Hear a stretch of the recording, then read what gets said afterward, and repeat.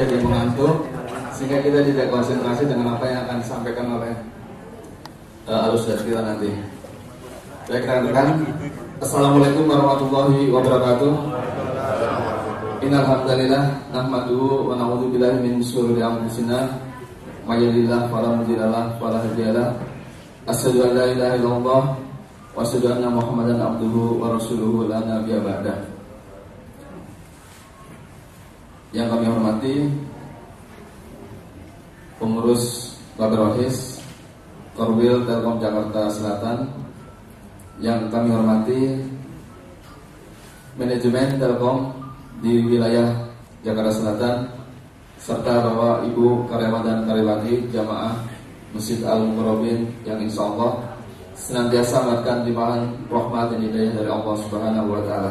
Amin. Syukur alhamdulillah pada pagi hari ini kita dapat berkumpul di rumah Allah, yang mudah-mudahan niat kita melangkahkan kaki ke rumah Allah ini mendapatkan nilai ibadah di hadapan Allah SWT, serta kita bisa mengambil manfaat nantinya dari pertemuan yang kita hadiri pada kesempatan pagi hari ini. Seperti biasa, kegiatan bimbingan kerohanian Islam alhamdulillah bisa kita laksanakan di Baberohis Korwil Jakarta Selatan setiap bulannya. Mudah-mudahan ke depan kita bisa istiqomah untuk melaksanakan kegiatan, tentunya dengan tema-tema yang berbeda. Karena di luar kegiatan Baberohis itu, Bimro itu kita setiap usai pada zuhur di masjid ini juga ada kajian tematik yang dari hari ke hari berbeda tema dan kontennya.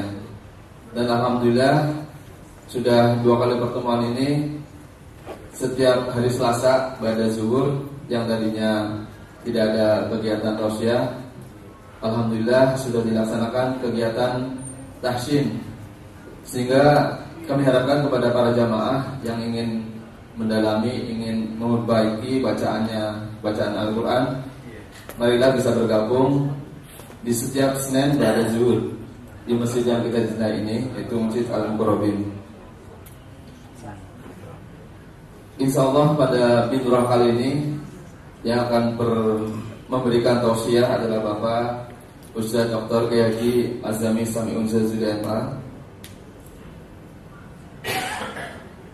yaitu pada kesempatan kali ini akan mengambil tema kekuatan spiritual dan kepemimpinan.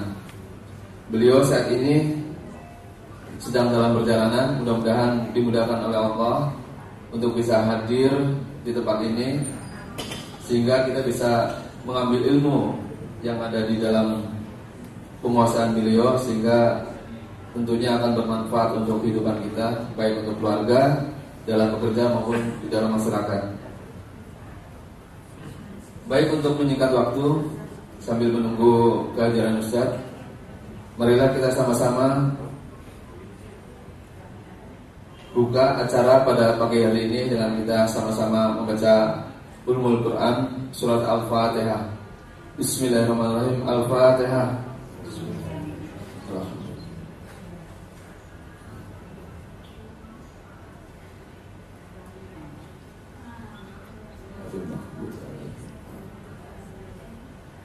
Terima kasih. Mudah-mudahan kegiatan pada hari ini diberikan kelancaran oleh Allah sampai selesainya seluruh rangkaian kegiatan pada pagi hari ini.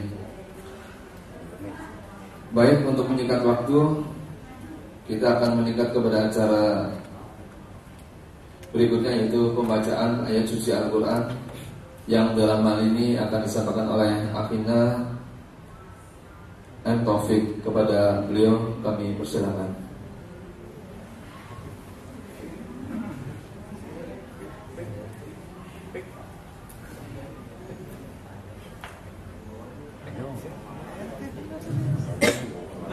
Maaf, untuk pembacaan ayat suci Al-Quran ini kami mohon kepada Akhina Lutfi, kami persilakan untuk maju ke depan.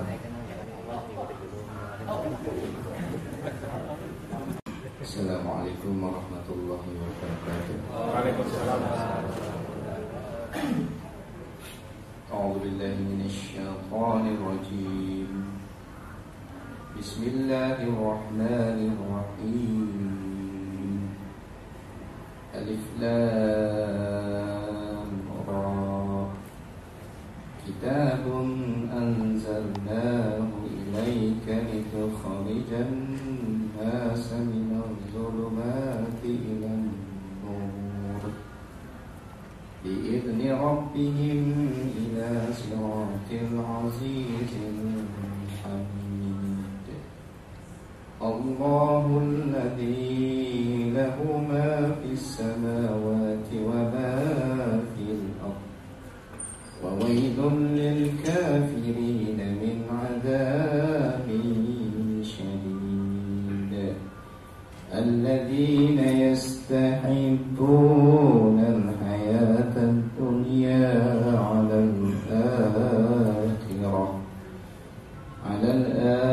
al-akhirati wa yasudduna 'an sabilillahi wa yabghunaha 'iwaja. Ulaika fi dhalalin ba'id. Wa ma arsalna min rasulin illa bilisani qawmihi liyubayyina lahum wa yudillu Allahu man yasha'u wa yahdi man yasha'u wa huwal azizul hakim. Sadaqallahul azim. Assalamualaikum warahmatullahi wabarakatuh.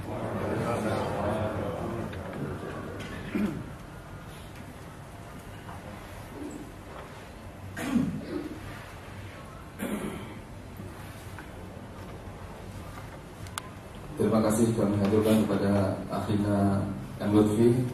Semoga bagi yang membacakan maupun yang mendengarkan mendapatkan pahala dari Allah Subhanahu wa taala, dan semoga dengan bacaan ayat-ayat Al-Qur'an tadi dapat menambah lancarnya kegiatan kita pada pagi hari ini.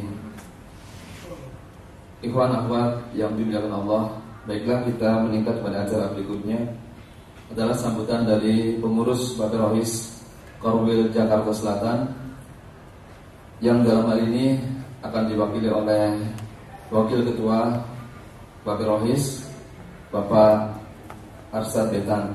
Kepada beliau kami persilakan.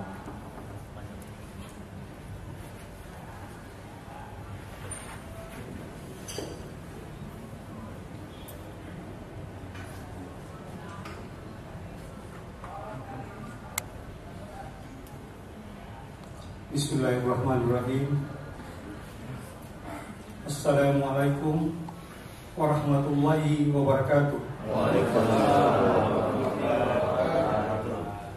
Assalamualaikum warahmatullahi wabarakatuh.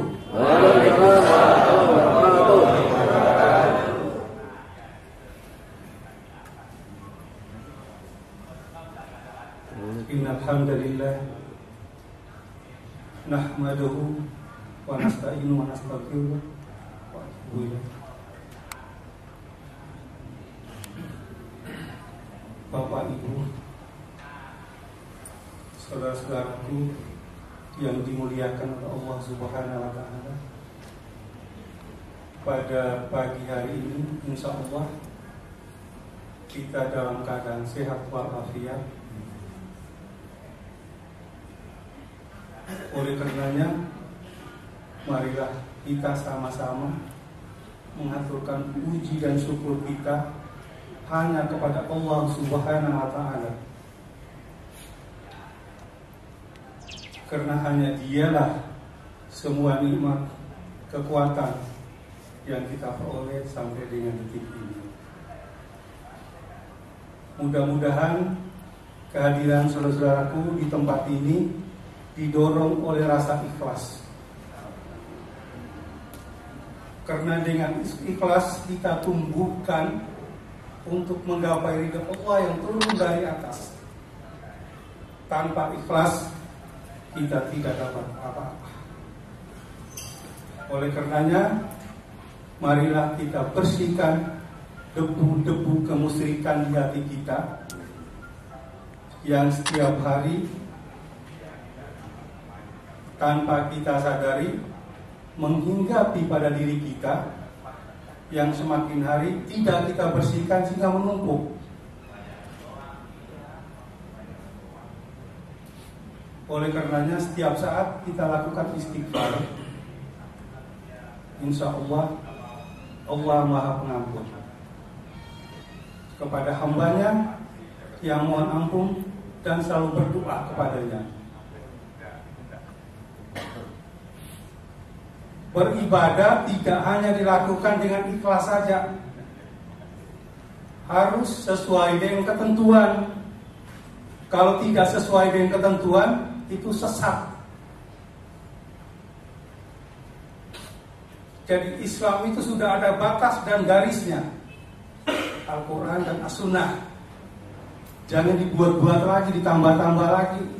Yang ada aja belum tentu kita lakukan semua, apalagi menambah-nambahi. Ini yang tumbuh di tengah-tengah kita. Oleh karenanya tema yang diambil kekuatan spiritual dan kepemimpinan. Mudah-mudahan pada hari ini dengan hasil ceramah ini lebih mendekatkan kita kepada Allah Subhanahu wa Ta'ala.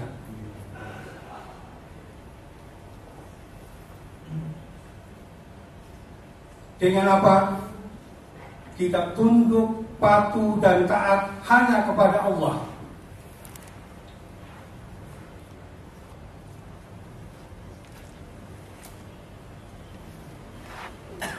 Kita renungkan dalam perjalanan kita keseharian.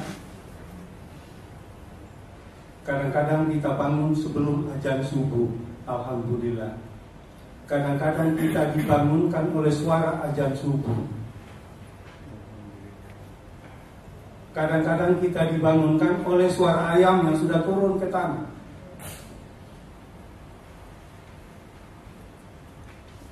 Semuanya kita istighfarkan karena kehendak Allah. Dengan apa? Selalu memperbaiki. Kalau hari ini saya ke masjid karena dengar suara azan, besok saya harus duduk di masjid sebelum ada suara azan. Itu dalam rangka perbaikan, mendekatkan diri kepada Allah Subhanahu wa Ta'ala.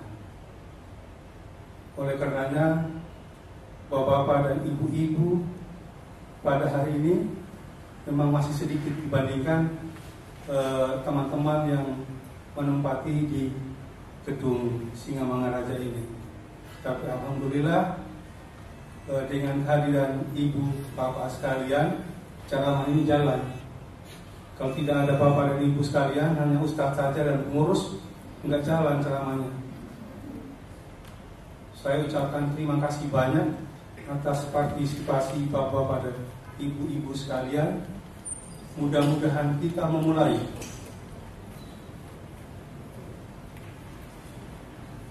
Assalamualaikum Pak Ustaz.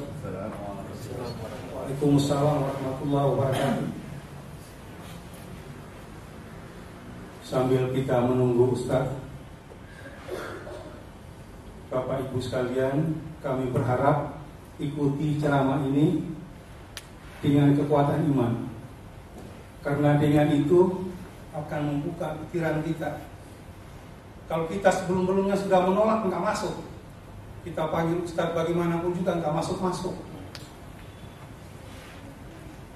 Mudah-mudahan dengan kehadiran Ustaz Dr. Kiai Haji Asami Syamil Syazuli MA dapat memberikan pencerahan kepada kita bahwa setiap pemimpin akan diminta pertanggungjawabannya. Pemimpin yang lolos adalah pemimpin yang menggunakan kekuatan Islam, karakter keislaman. Kalau kita menghayati kekuatan spiritual, berarti semua yang kita lakukan atas kehendak Allah. Kalau semua yang kita lakukan atas kehendak Allah, maka yang haram kita jauhi. Jangan dekat-dekat. Kalau pertanggungan kita sibukkan hati kita, jangan kita lakukan. Hanya tunduk, patuh, dan taat kepada Allah, bukan kepada pimpinan kita.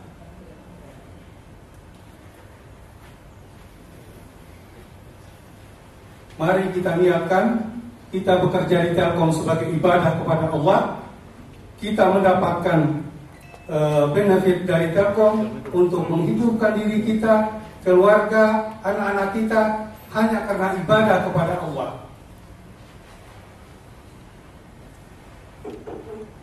Saya berharap dengan keikhlasan Bapak Ibu sekalian hadir di tempat ini, kita mohon hidayah Allah turun kepada kita untuk merubah perilaku kita yang Islami. Setiap debu kemusyrikan yang menempel pada diri kita, insya Allah kita lakukan istighfar setiap saat, kemudian sadar untuk tidak mengulangi lagi, agar kedepannya setiap diri kita sebagai pemimpin kita dapat mempertanggungjawabkannya. Nanti akan diuraikan oleh Ustadz lebih dalam lagi. Kami ucapkan terima kasih banyak kepada Ustadz Dr. Kiai Hassami Samyun Samsul Irman. Kami senang sekali kehadiran Bapak berkesempatan hadir di tengah-tengah kami. Kami butuh pencerahan yang dalam untuk mengarahkan kami bekerja lebih baik sebagai unsur ibadah, lebih mendekatkan kami kepada Allah Subhanahu wa Ta'ala untuk patuh, tunduk, dan taat hanya kepadanya. Demikian harapan kami, kurang lebihnya kami mohon maaf. Billahi taufiq wal hidayah. Wassalamualaikum warahmatullahi wabarakatuh.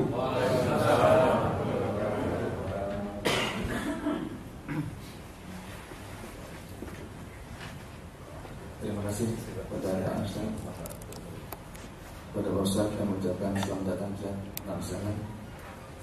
Baik, alhamdulillah yang dimuliakan Allah. Untuk meningkat acara berikutnya adalah sambutan dari manajemen Telkom area Jakarta Selatan, yang dalam hal ini akan disampaikan oleh Bapak Berry Priyo.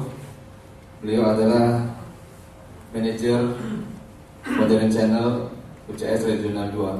Kepada beliau kami persilakan.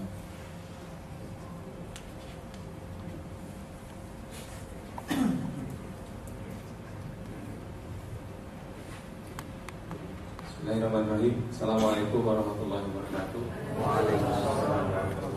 Alhamdulillah, alhamdulillahilladzi arsala rasulahu bil huda wa dinil haqq lidhirahu 'ala kulli wa kafa billahi shahidan.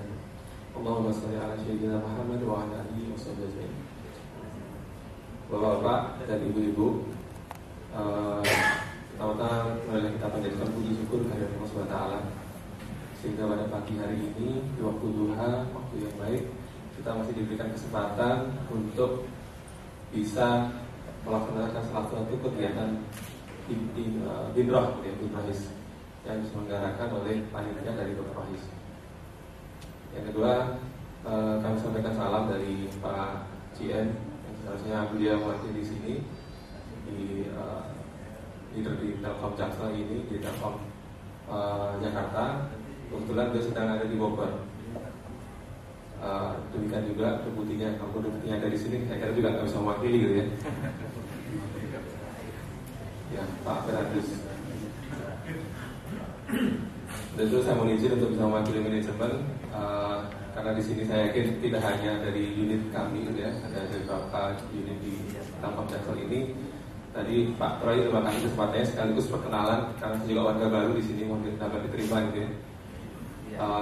Saya berbahagia dan sekaligus merasa beruntung. Jadi Pak Asad, Pak, jangan khawatir Pak. Di mana-mana mau yang pinter, mau yang sukses, tetap kalah sama yang beruntung Pak. Ya. Kalau takdir Allah kita beruntung, kita beruntung. Termasuk Bapak Ibu sekalian dari sini di ruangan ini, Bapak Ibu termasuk orang yang beruntung dibandingkan rekan-rekan kita yang mungkin tidak mendapatkan kesempatan yang sama untuk bisa duduk bersama majelis Binrois ini bersama Ustaz Dr. Kiai Haji Ahzani Syamil Jazuli MK. Yang ketiga, selamat datang kami sampaikan kepada Pak Ustaz yang mulia. Terima kasih atas kehadirannya. Semoga kehadiran Ustaz memberikan selama kepada kami semua bisa memberikan dampak yang luar biasa gitu ya, sehingga memberikan menumbuhkan spirit kami untuk tetap bisa berpegang pada tema Allah dan tetap terus bekerja. Karena sesuai dengan temanya ini, sebagaimana Rasulullah SAW menyampaikan, kita semua adalah pemimpin dari katanya Pak Ustaz. Kullukum ra'in wa kullukum mas'ulun an ra'iyatihi. Kita semua pemimpin Pak, nggak cuma Pak CM, nggak cuma mungkin saya, nggak cuma Pak Asad, semua pemimpin. Jadi bekal kepemimpinan ini perlu kita dapatkan. Makanya tepat kiranya tema yang diangkat pada hari ini, semoga Ustaz bisa mengupas dan berikan bekal kepada kami semuanya. Demikian, tidak usah berpanjang lebar, semoga bisa bermanfaat. Kurang lebihnya mohon maaf. Assalamualaikum warahmatullahi wabarakatuh. Terima kasih kepada Pak Ferry. Jemaah Masjid Bang Korobin yang dirahmati Allah, mari ya, tiba saatnya acara puncak pada kegiatan Binrois pada pagi hari ini, yaitu tausiah bersama Ustaz Dr. Kiai Haji Ahzani Syamil Jazuli MK dengan tema kekuatan spiritual dan kepemimpinan. Alhamdulillah beliau telah hadir di tengah-tengah kita. Namun sebelum beliau memberikan tausiahnya, akan saya bacakan kurikulum vitae dari beliau, yaitu beliau lahir di Pati pada 24 Juni 1962 dengan pendidikan S1 hingga S3 di Universitas Imam Muhammad Ibnu Saud Al-Islamiyah, Saudi Arabia, yaitu dengan mengambil jurusan Ulumul Quran. Beliau adalah pimpinan pondok pesantren Darul Hikmah, yaitu tepatnya di Bekasi, di Jati Asih. Kemudian beliau juga sebagai dosen pasca sarjana UIN Syarif Hidayatullah Jakarta, dosen pasca sarjana IAIN Padang dan Universitas Islam Jakarta. Beliau juga aktif mengisi seminar dan ceramah baik tingkat nasional maupun tingkat internasional. Mudah-mudahan ini bisa mengantarkan kita untuk sama-sama mendengarkan tausiah dari Ustaz Dr. Kiai Haji Ahzani Syamil Jazuli MK dengan tema kekuatan spiritual dan kepemimpinan. Untuk itu kepada beliau kami persilakan.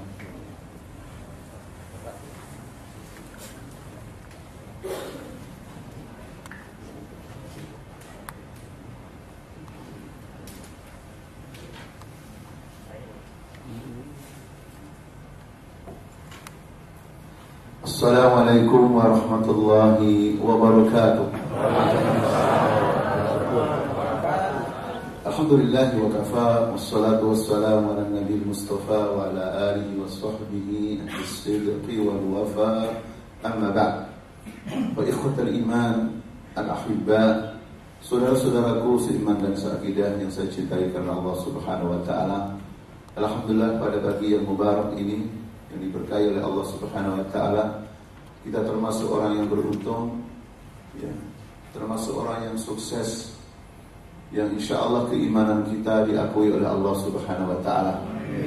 Sesuai dengan hadis Rasulullah sallallahu alaihi wasallam yang diriwayatkan oleh Imam Ahmad rahimahullah, "Idza ra'aitumur rajula ya'tadul masjida fashhadu lahu bil iman."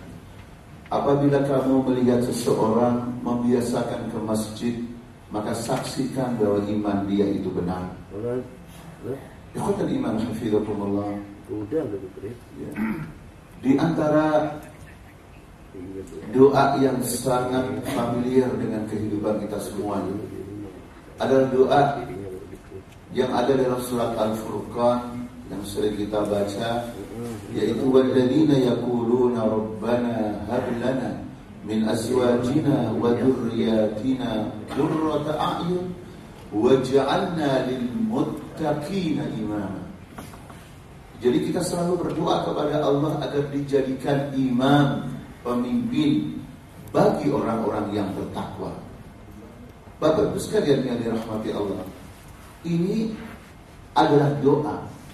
Dan doa sebenarnya di dalam menurut Islam tidaklah sekedar ucapan, tetapi sebenarnya dia adalah al-azm al-qawi, tekad yang kuat bahwasanya kita ingin menjadi pemimpin dari orang-orang yang bertakwa. Bukan karena kita ambisi kekuasaan atau jabatan, karena kita tahu betul seorang pemimpin, apalagi memimpin orang-orang yang bertakwa,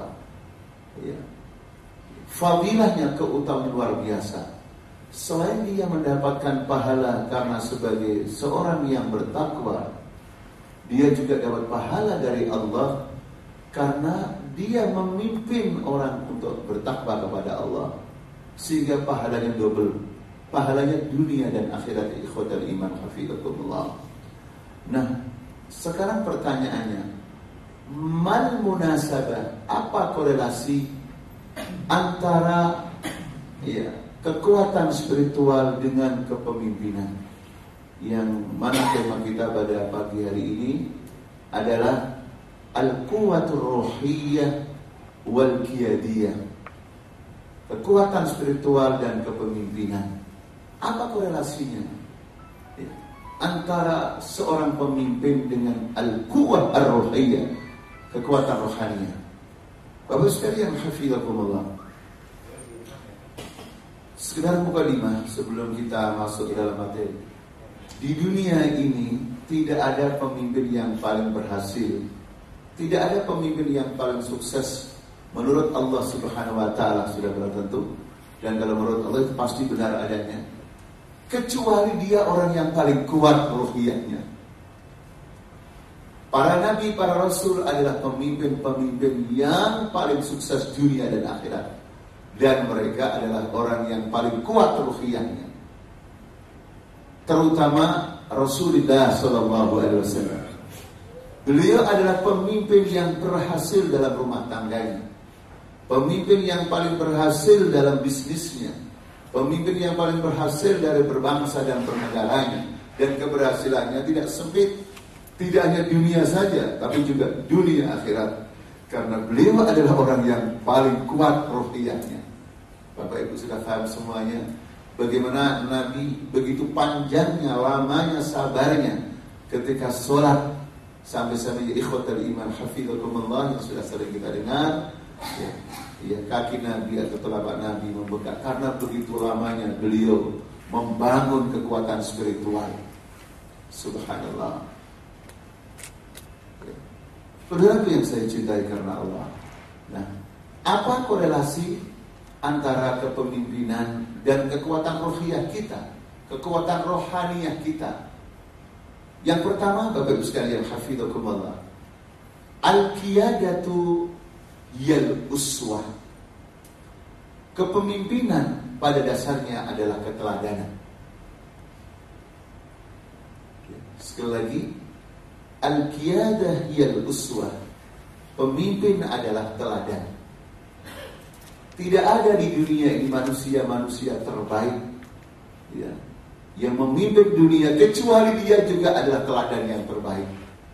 Laqad kana lakum fi Rasulillahi uswatun hasanah.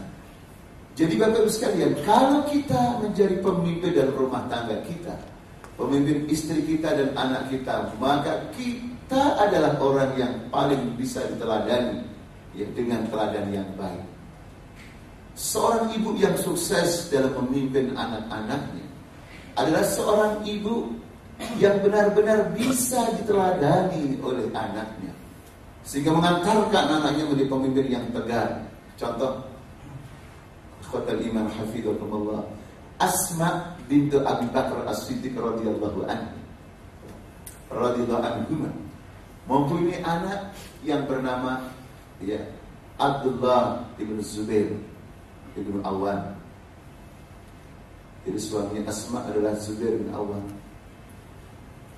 Anak beliau yaitu Ibnu Zubair ketika menghadapi pemimpin yang zalim, yaitu Hajjaj Ats-Tsaqafi, saudaraku, siapa yang memberikan backup mental, siapa yang memberikan kekuatan untuk menghadapi orang yang zalim tersebut?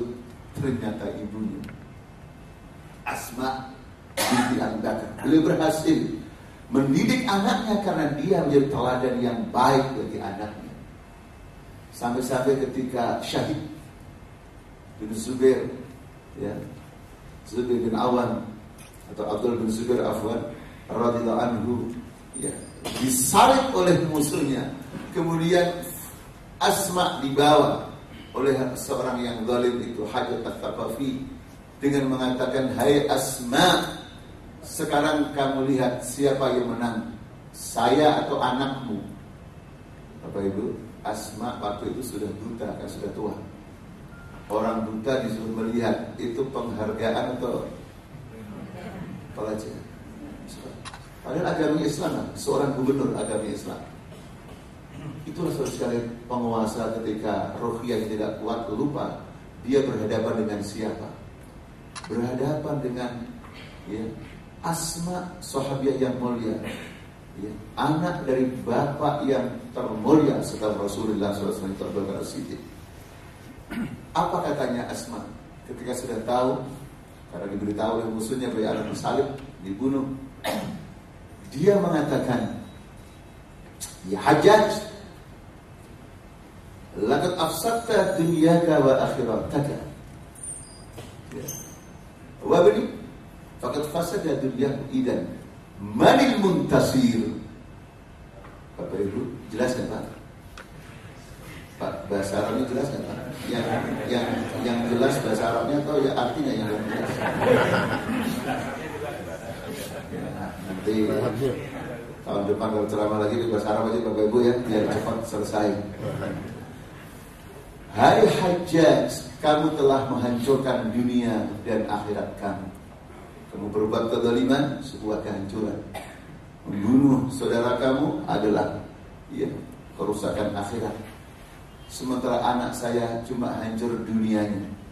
Anak saya cuma dunia yang hancur, kamu dunia akhirat yang hancur. Idzan manil muntasir?"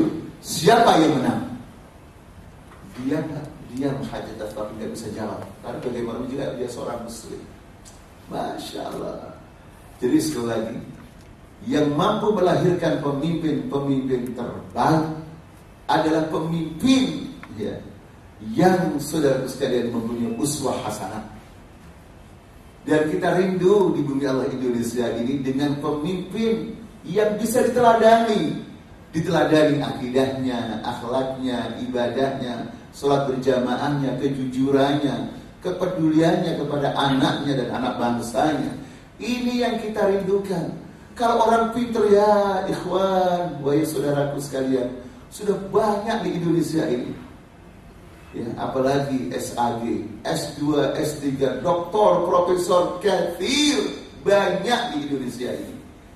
Tetapi tidak semuanya bisa dijadikan qudwah, teladan. Bapak Ibu, kalau kita tahu, sarjana atau S1, hatta jurusan agama itu setiap tahun sedikit atau banyak? Banyak, termasuk SAG, sarjana agama. Banyak, berapa ribu IAIN di seluruh Indonesia itu. Tapi kenapa ikhwatal iman, pemimpin umat Islam belum begitu banyak yang menjadi teladan yang baik? Saudara sekalian, hafizakumullah, ruhiyahnya lemah saudara sekalian. Ruhiyahnya lemah. Makanya sebagai masyarakat mengkritisi anak-anak kita, anak bangsa ini yang dapat titel SAD tapi jarang ke masjid, tidak membela Islam, tidak membela dakwah, akhlaknya juga ada jauh dari Islam, padahal SAD, ya kan Bu? Makanya disebut oleh masyarakat bukan sarjana agama, tapi sarjana agak gimana? Karena kita belajar tidak sekedar keilmuan. Ketika dia belajar Islam, harus jadi contoh dalam sholat berjamaahnya, contoh dalam birrul walidain, berbuat baik kepada kedua orang tuanya, contoh dalam pembelaannya pada orang-orang yang dizalimi.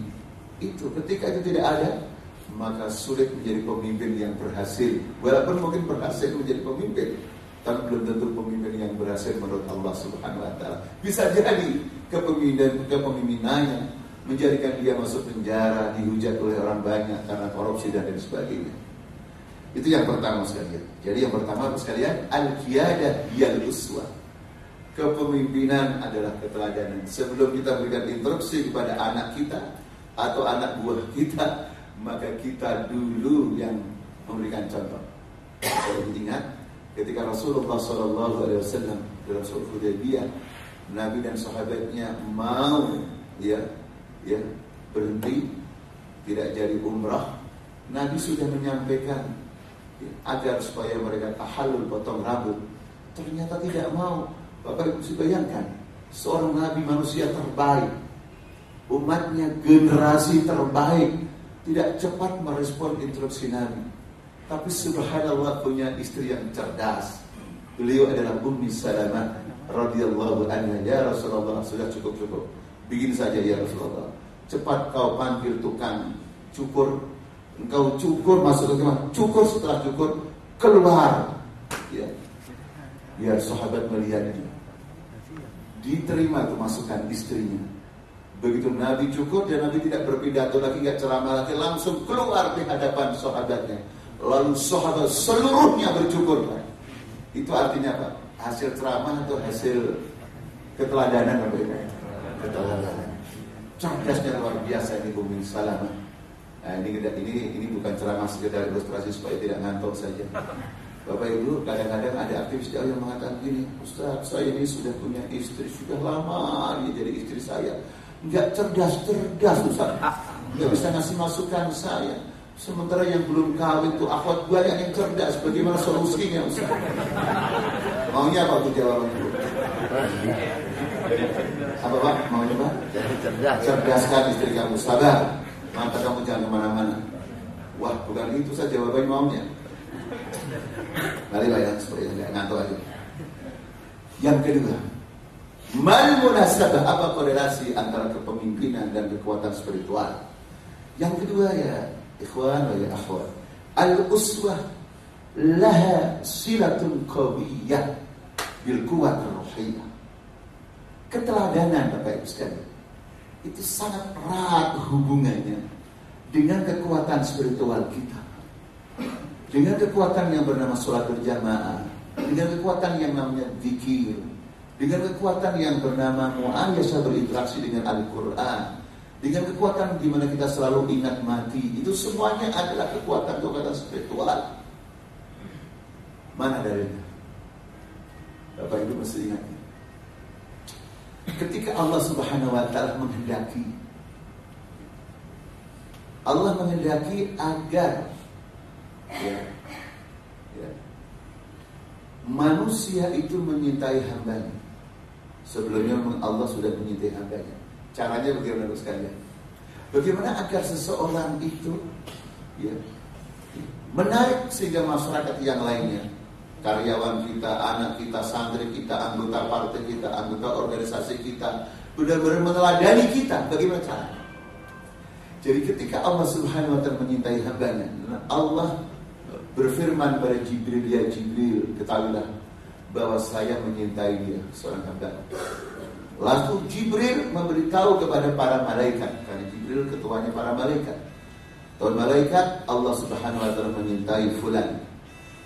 Langsung malaikat di ikhwatal iman menggerakkan hati orang-orang yang baik untuk menyintai orang yang dicintai oleh Allah. Bapak Ibu saya bertanya, kalau kaitan dengan hati, berarti kekuatan fisik atau kekuatan spiritual? Al-quwwah ar-ruhiyah. Subhanallah. Makanya ketika Rasulullah SAW bertanya pada sahabat, ala ukhbirukum bi khairin nas, sahabat menjawab, qalu bala. Qal, yani Rasulullah SAW, alladhi tudzakirukum ru'yatuhu billahi azza wa jalla. Masya Allah. Hadal hadis ini jelaskan Bapak Ibu. Jelas atau belum Bapak Ibu? Jelas hadisnya Pak, yang nggak jelas apanya Bu? Nah, makanya sebaiknya memang Ibu kalau bahasa Arab ya nggak usah diartikan. Ceramah itu kalau pakai mengartikan kelamaan Pak.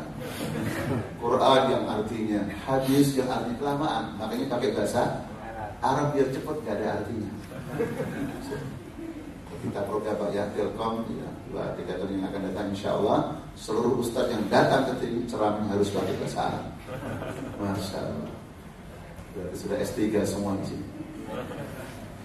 Wahai sahabat, ya, maukah saya kasih tahu tentang orang yang terbaik, manusia yang terbaik? Sahabat menjawab, iya Rasulullah.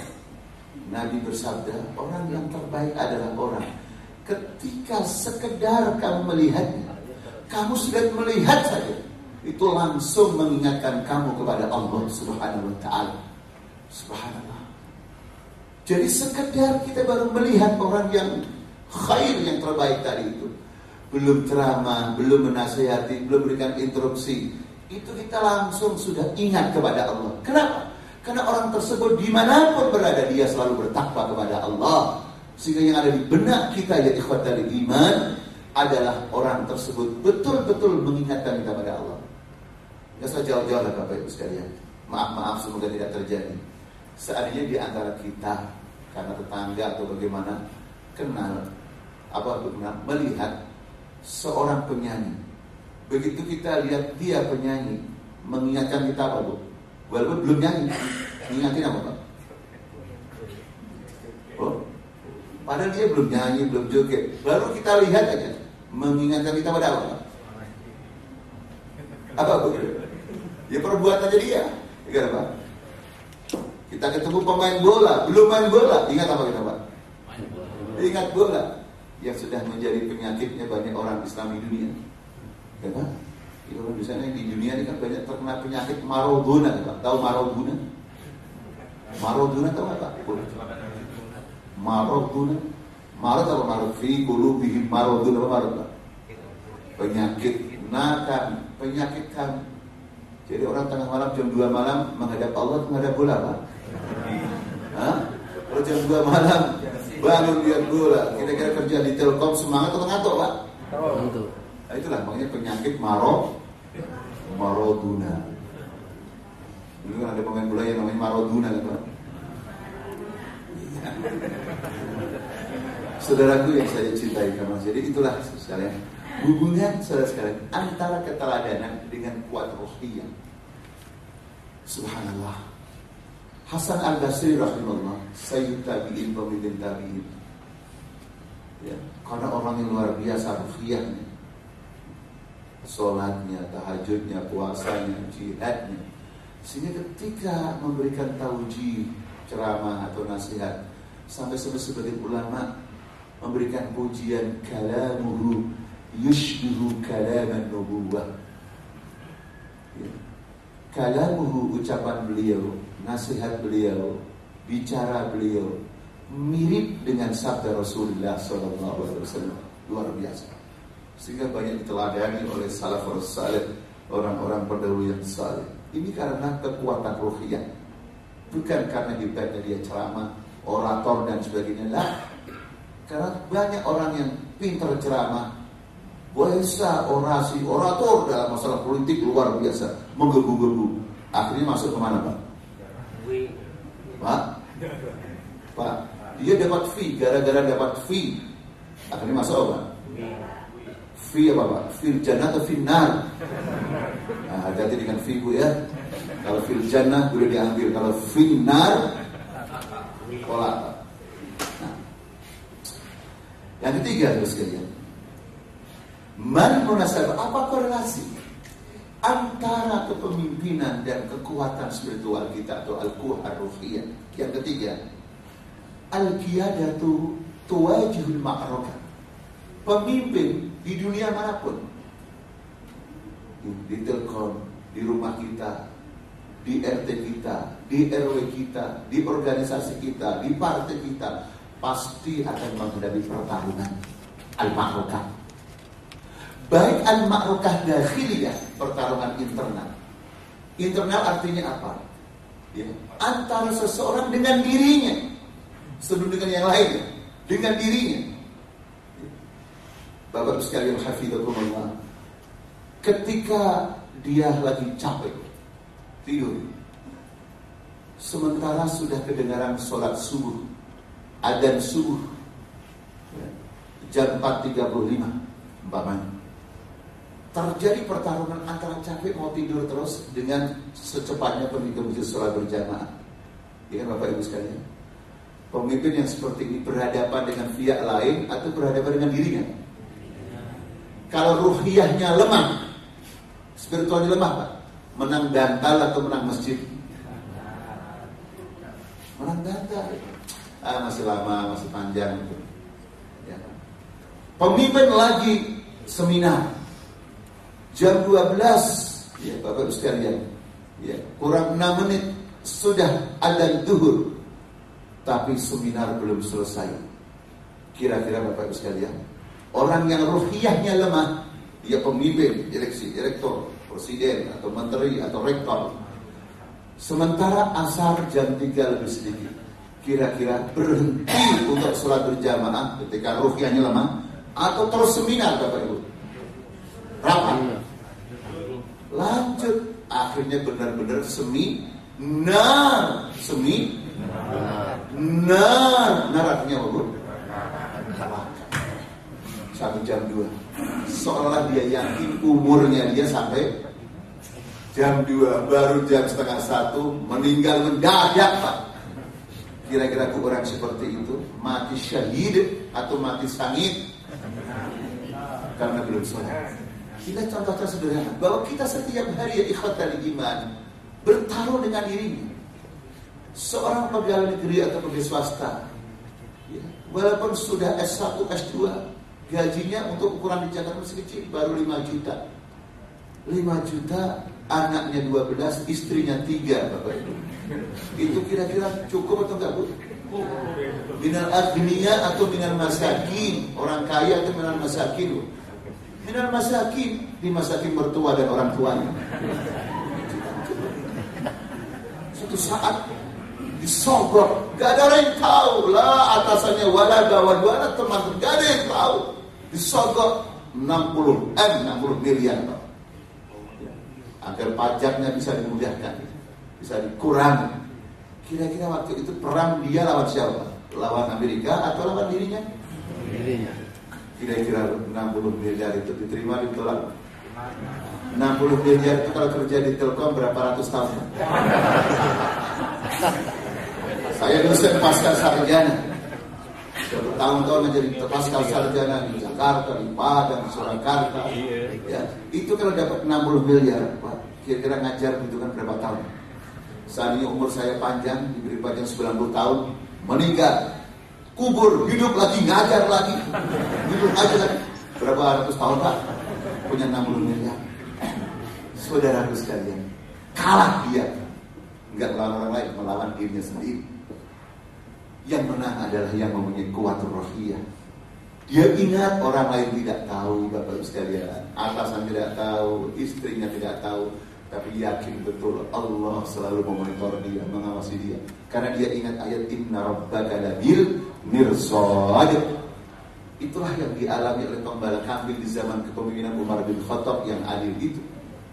Pembala kambing yang begitu banyak kambing di lereng gunung, memenuhi lereng gunung. Umar mengetes kejujuran rakyatnya ini. Dan rakyat tidak tahu kalau Umar bin Khattab. Itu caranya, tapi tidak semua harus tahu. Supaya kalau ngetes itu rakyatnya nggak pura-pura. Saya beli aja ambil kami. Lah, ini kambing sayyidi, kambing bos kami, bos saya. Udah, bos kamu nggak berlihat. Ya, bilang saja dimakan serigala. Apa kata dia? Kalau Tuhan saya, kalau bos saya tidak melihat, tapi Tuhan bos saya melihat saya. Udah bilang saja dimakan serigala. Langsung teriak pembala kambing itu, Aina Allah, di mana Allah kalau saya berbohong? Ini berarti kekuatan apa? Di mana Allah? Kekuatan rohiyah, selalu berkomunikasi dengan Allah. Sehingga saudara sekalian tidak berani korupsi, walaupun orang lain tidak tahu. Umar langsung menangis Bapak Ibu. Fabaka Umaru. Lalu Umar menangis melihat kejujuran si pembala kambing itu. Padahal kita tahu sekalian, dari sejarah Umar bin Khattab, orang itu mudah menangis itu susah Pak. Pokoknya orang jagoan itu sampai menangis melihat ruhiyah di pembala kambing. Subhanallah, enak Pak ya kalau ada pemimpin jujur seperti ini, aman harta rakyat. Sekarang saya bertanya Bapak sekalian, seandainya di tahun 2014 di Indonesia ada pemilu apa Bapak Ibu?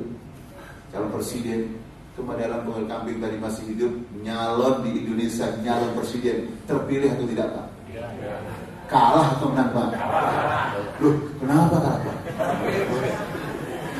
Loh, Pak, berarti Indonesia tidak bisa diperbaiki atau tidak mau diperbaiki?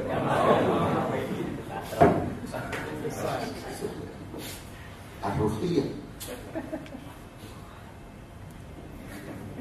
Pak, ceramah seperti ini saya harus jangan detail kok Pak, terlalu sedikit. Di mana Pak gayanya Pak ceramah ini? Contoh-contoh di DPR, di mana lagi Pak? Istana Merdeka. Tapi nggak tahu kenapa nggak mengundang saya Pak. Kalau saya mengundang, udah saya sampaikan kesempatan. Pokoknya saya kalau ceramah, kalau khutbah di Istiqlal, saya coba bagian sekali, udah mumpung ada menterinya, ada orangnya, udah kita sampaikan materi seperti ini. Tapi nggak diundang lagi Pak, diundang lagi nanti saya sekali. Saudaraku, itu namanya al-ma'rakah al-kharijiyah, ad-dakhiliyah. Sekarang al-ma'rakah al-kharijiyah, pertarungan melawan eksternal. Tadi melawan diri kita sendiri. Itu yang dimenangkan oleh Allah. Pemimpin yang dimenangkan oleh Allah adalah pemimpin yang ruhiyahnya kuat. Di antaranya zikirnya kuat, taat kepada Allah dan Rasulnya, sabar, ikhlas, tidak riya. Itulah yang dimenangkan oleh Allah. Pemimpin-pemimpin dunia ketika perang melawan orang-orang kafir, mereka dimenangkan oleh Allah. Di antara syaratnya adalah mempunyai kekuatan spiritual. Selain yang fisiknya kuat, senjatanya memadai, meskipun tidak sebanding dengan kekuatan orang kafir, tapi yang menang adalah orang Islam. Mari kita lihat terus sekalian. Perang Badar, umat Islam itu berapa jumlahnya Bapak Ibu? 300 lebih. Orang kafir berapa Pak? 1000. Kudanya berapa orang kafir? Orang Islam cuma 1 atau berapa? Senjatanya Pak banyak mana?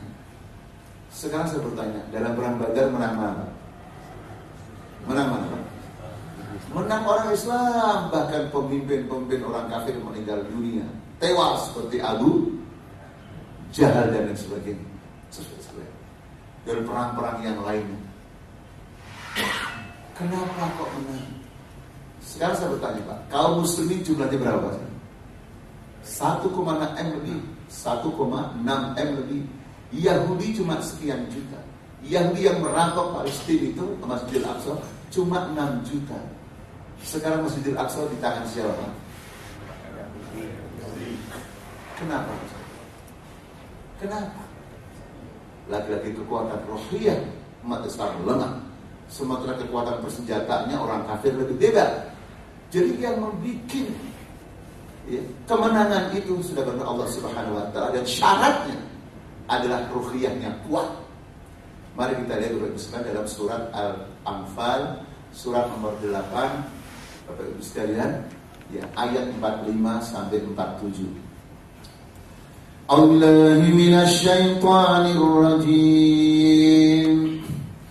Ya ayyuhalladzina amanu taqullaha يا أيها الذين آمنوا إذا لقيتم فئة فاثبتوا واذكروا الله كثيرا لعلكم تفلحون وأطيعوا الله ورسوله ولا تنازعوا فتفشلوا وتذهب ريحكم واصبروا إن الله مع الصابرين ولا تكونوا كالذين خرجوا من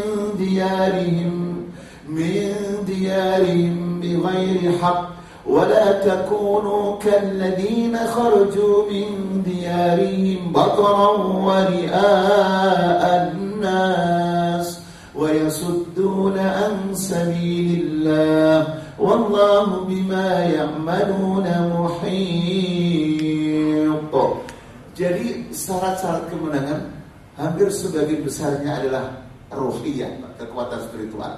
Hai orang-orang yang beriman, apabila kamu bertemu dengan musuh-musuh kamu, fasbutu tegar, wadkurullaha katsira, dan berzikirlah kepada Allah yang apa katsiran, Pak? Katsir apa katsir? Banyak atau sering, sudah. Itu yang menjadikan manusia dimenangkan oleh Allah Subhanahu wa taala. Selain itu tadi kesabaran, keikhlasan, Pak ya. Yang keempat, Bapak sekalian, al-qiyadah adalah tuwajihu quluban nas la mujarrad ajsabih. Saudara ibu sekalian, al-qiyadatu tuwajihu quluban nas. Jelas atau enggak Bapak Ibu? Yang punya buku dicatat Pak ya, yang enggak punya dihafal saja. Yang tidur boleh, yang penting mimpi mendengarkan ceramah. Jadi pemimpin itu dimanapun Bapak sekalian, dia berhadapan dengan hati manusia, bukan sekedar berhadapan dengan fisik, sosok yang bersifat fisikal, tapi seorang manajer ketika ia menyampaikan visi misinya kepada mitra kerjanya, saudaranya, perlu diingat, dia tidak sekedar berhadapan dengan kepalanya, fisiknya, badannya, tapi dia berhadapan dengan hati saudaranya. Suami ya ikhwatal iman, ketika mendidik istrinya, memimpin istri dan anak-anaknya, tidak hanya berhadapan dengan fisiknya, tapi berhadapan dengan hati manusia. Oleh karena itu seorang pemimpin harus mempunyai spiritual yang kuat, harus punya hati yang kuat, sehingga nasihatnya, perintahnya, instruksinya, masukannya mudah diterima. Karena dari hati ke hati, saudara sekalian, hafizahumullah. Makanya kalau seseorang pemimpin hatinya kotor, susah itu instruksinya diterima oleh anak buahnya, karena hatinya kotor. Ulama-ulama baik terdahulu atau salafun salih, ketika istrinya kurang salihah, anaknya nakal, bahkan kendaraannya mogok, itu yang pertama dicurigai dirinya. Maksiat apa yang saya lakukan? Kok unta saya, kuda saya mogok? Maksiat apa yang saya lakukan? Kok istri saya tidak taat? Maksiat apa? Kok anak saya nakal, suruh dinasihati? Itu yang pertama terdakwa adalah dirinya, kemaksiatannya, kering ruhiyahnya, spiritualnya kering di ibadah iman, sehingga tidak membekas pada orang lain. Maka ada ungkapan Arab yang sangat terkenal dan itu sangat bagus, yang berbunyi faqidu syai'i la yu'ti. Seseorang yang tidak punya apa-apa, seseorang yang kehilangan sesuatu, tidak mungkin memberikan sesuatu pada orang lain. Tidak mungkin, akhi. Orang yang bermasalah, orang yang dosanya banyak, sulit untuk berikan kontribusi kepada saudara yang lain. Dia sedih bermasalah. Bagaimana mengajak orang sholat, dia sendiri tidak rajin sholat. Bagaimana mengajak orang patuh, diri sendiri tidak patuh. Bagaimana mengajak orang jujur, diri sendiri tidak jujur. Itu namanya faqidu syai'i la yu'ti. Itulah yang kita lihat di dunia ini, termasuk di Indonesia. Terjadi pembangkangan anak buah kepada atasannya. Dikhawatirkan, walaupun atasannya punya kekuasaan, punya wewenang, tapi dikhawatirkan supaya kita tidak menuduh kering spiritualnya, kering ruhiyahnya, lemah ibadahnya di ikhwatal iman. Oleh karena ikhwatal iman, kita berhadapan dengan hati manusia, maka hati kita harus bersih, ruhiyah kita harus bersih. Coba Rasulullah SAW hanya mengatakan pada iparnya di ungkapan Rasul sallallahu alaihi wasallam, nikmal ghulam ibnu Umar in qoman lail.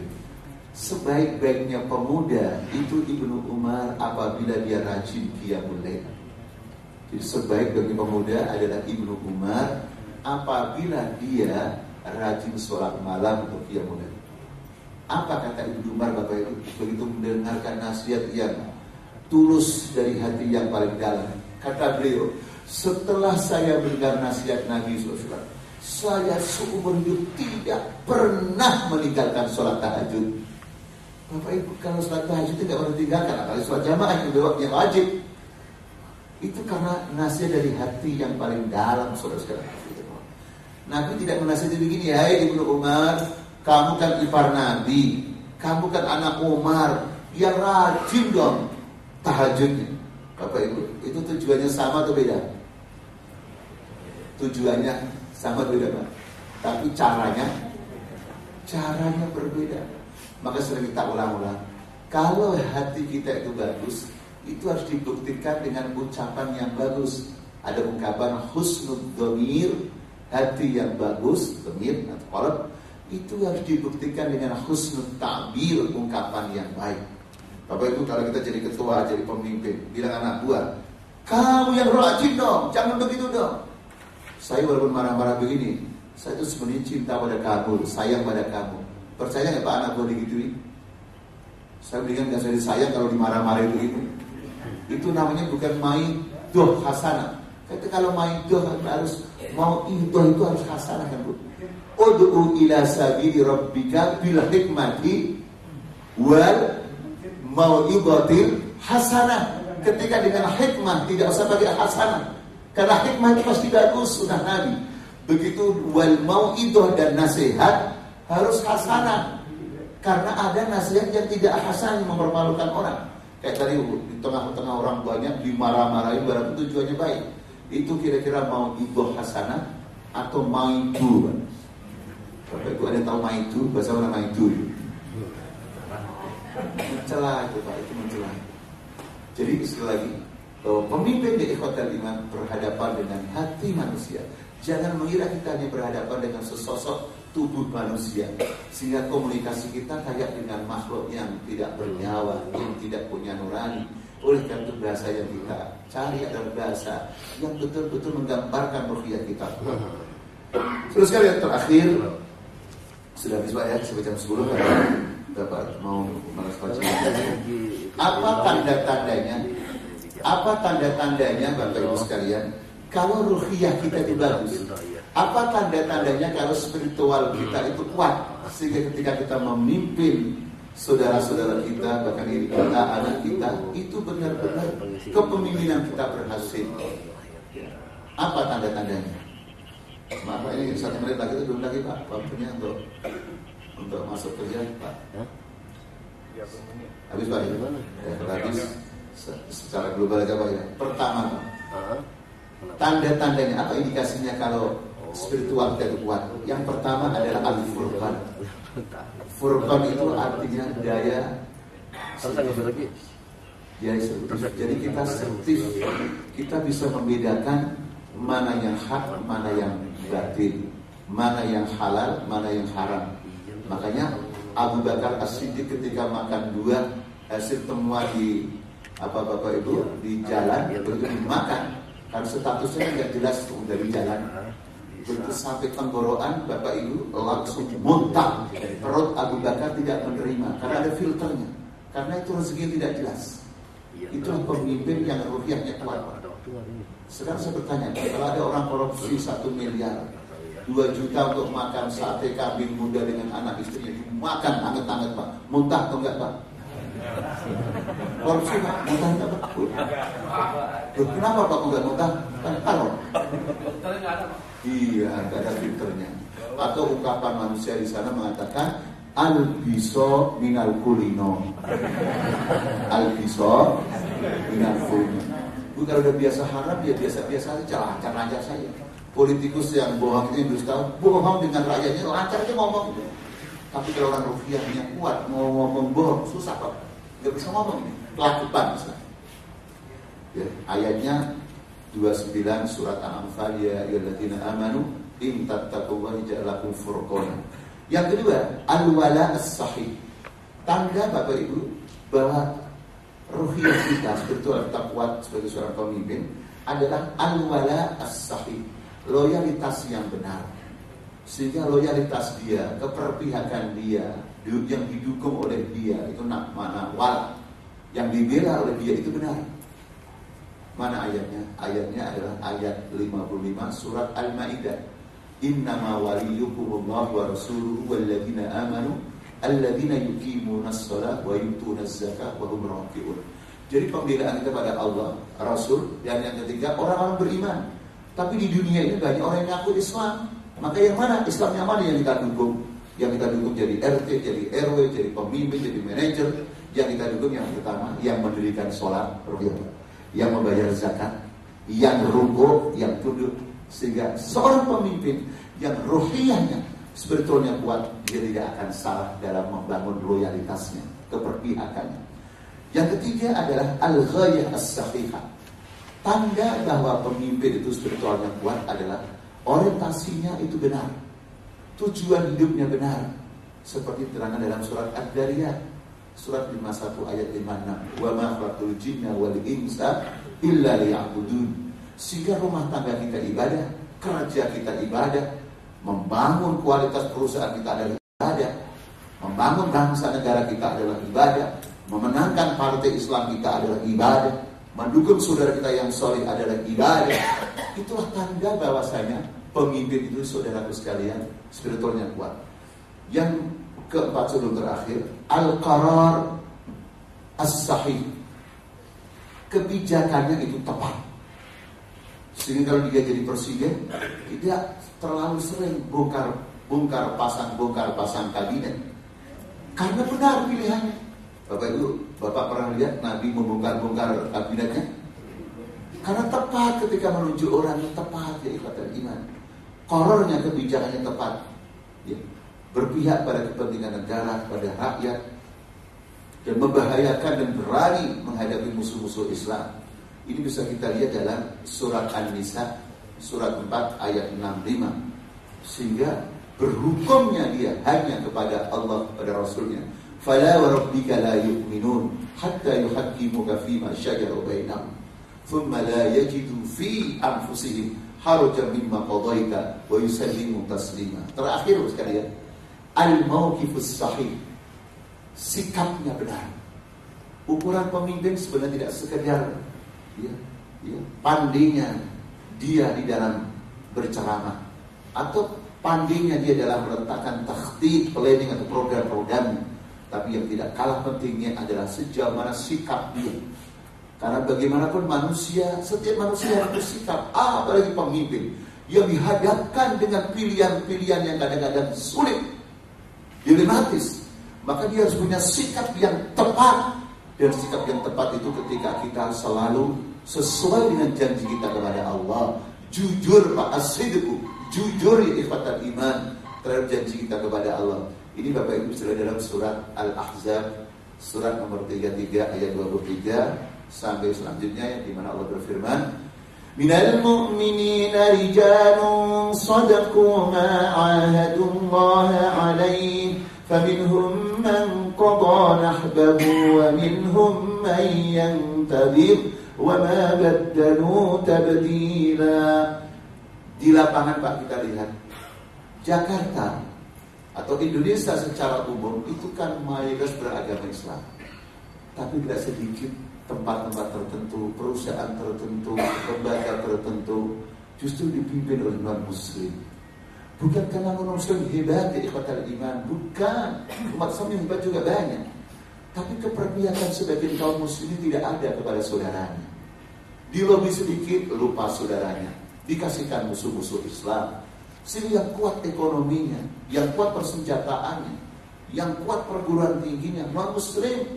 Itu bukan karena kekuatan dia punya dana, tapi sebagian dananya dari orang Islam, ya ikhwatal iman, yang tidak punya wala, yang tidak punya loyalitas kepada saudaranya.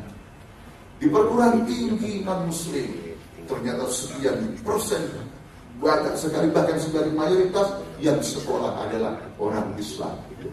Fulusnya dikasih mereka. Rumah sakit Islam juga banyak, walaupun kita harus mengkritisi, harus tingkatkan. Tapi yang masuk rumah sakitnya non-muslim, yang banyak juga orang Islam. Kenapa saudara sekalian? Walaknya, loyalitas, keperpihakannya. sikapnya tidak jelas, sehingga banyak umat Islam potensinya digunakan untuk membesarkan kebatilan. Ini kadang-kadang lagi ruhiyahnya lemah. Ruhiyahnya lemah. Terus sekalian, ini saja yang bisa kita sampaikan, sekedar contoh-contoh saja, dan bisa diperdalam lagi dengan ayat-ayat Quran, hadis Nabawi, dan contoh-contoh pendahulu kita manusia-manusia terbaik. Terus sekalian hafidhum, semoga kita semuanya ya diberikan kemudahan oleh Allah menjadi pemimpin yang baik, diberikan kekuatan spiritual, berhasil mendidik rumah tangga kita, berhasil memajukan perusahaan kita, karena kedua-duanya itu sebuah perjuangan, kedua-duanya adalah ibadah kepada Allah Subhanahu wa taala. Aku qauli hadza wa astaghfiru wa astaghfiru innahu ghafurur rahim. Assalamualaikum warahmatullahi wabarakatuh.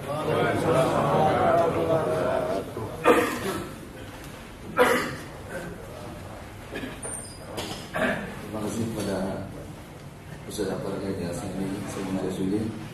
Mudah-mudahan apa yang beliau sampaikan pada kesempatan kali ini bisa menambah dan bermanfaat untuk kita semua, kita manfaat di dunia maupun di akhirat, sehingga kita semua bisa menjadi pemimpin